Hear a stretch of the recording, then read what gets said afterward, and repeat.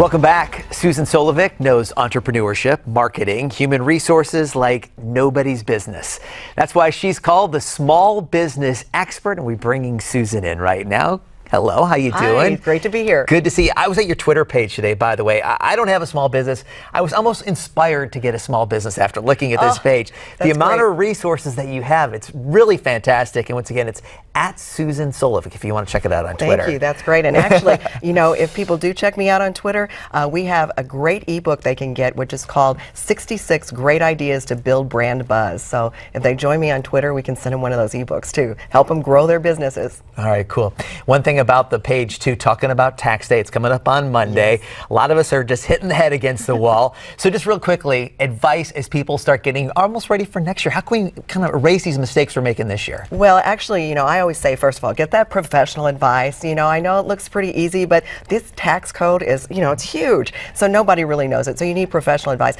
But you should start planning for next year now. So I always say, if nothing else, have the shoebox theory, you know, and just start throwing everything, your receipts, everything into that shoebox, so you don't forget things. One of the biggest mistakes people do is they forget to actually take a deduction that they rightfully owe, and none of us want to pay Uncle Sam more than we have to, right? Exactly, and that's something that people have been talking about on the campaign trail. I know you've been following it as well. You know, we've got Bernie Sanders citing GAO statistics, talking about 2/3 of all active corporations paid nothing in federal income taxes from 2006 to 2012. We've got the Republican candidates talking about the corporate level. Donald Trump wants to put it at 15%.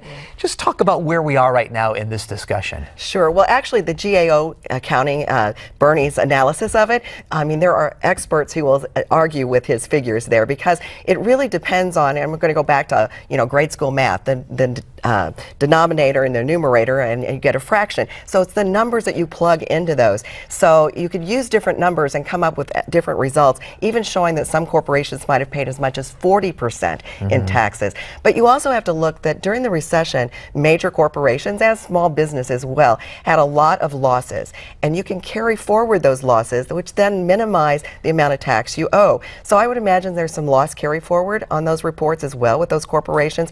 And then think about all the incentives that the Obama administration has given to them in order to get them to stimulate the economy.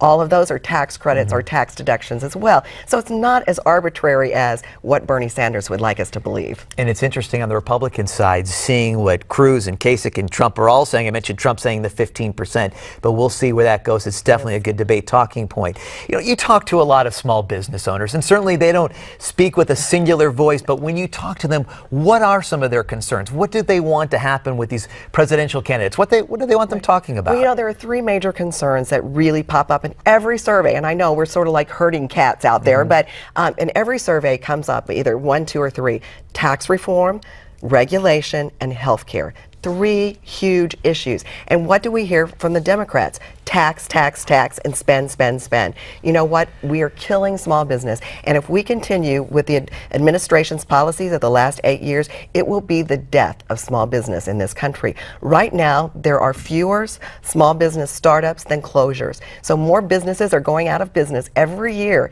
than there are starting businesses.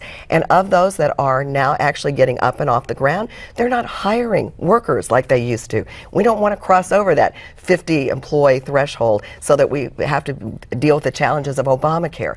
So we're not fueling the economy by adding jobs. And that's why you're seeing, you know, tepid growth at best, if you want to call this a recovery at all, but tepid growth at best in the economy.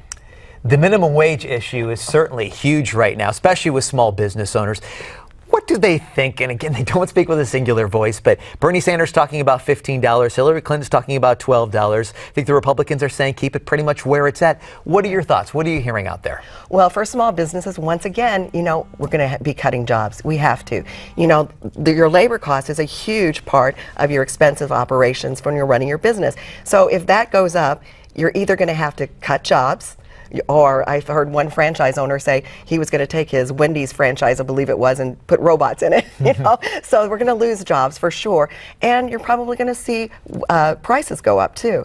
So you know, I think when you talk to an average consumer who's out there waving their sign saying, you know, oh, we want $15 an hour, you know, for flipping burgers at McDonald's, you know, I think that they don't realize that everything's going to escalate. So that $15 buying power is going to actually be less because prices are going to go up. All right, we got about 30 seconds. Just a couple of quick regulations that you would see off the books. What's out there that we can get rid of? Oh my gosh, I tell you, well, first of all, the proposed increase in the overtime laws, that going up to $50,000. I mean, that's ridiculous. Once again, you know, $50,000 in New York City is not a lot of money. $50,000 in Cape Girardeau, Missouri is a nice salary. So it just shows how naive they are when it comes to the regulations. Also, I think, and I'm going to go back to taxes, but the death tax. We have got to abolish the death tax. A lot of small businesses actually end up closing because of the death tax. They cannot pass that on. There's no money to pay the death tax. All right, we'll leave it there. Susan Solovic, the website, susansolovic.com. Once again, the Twitter site as well.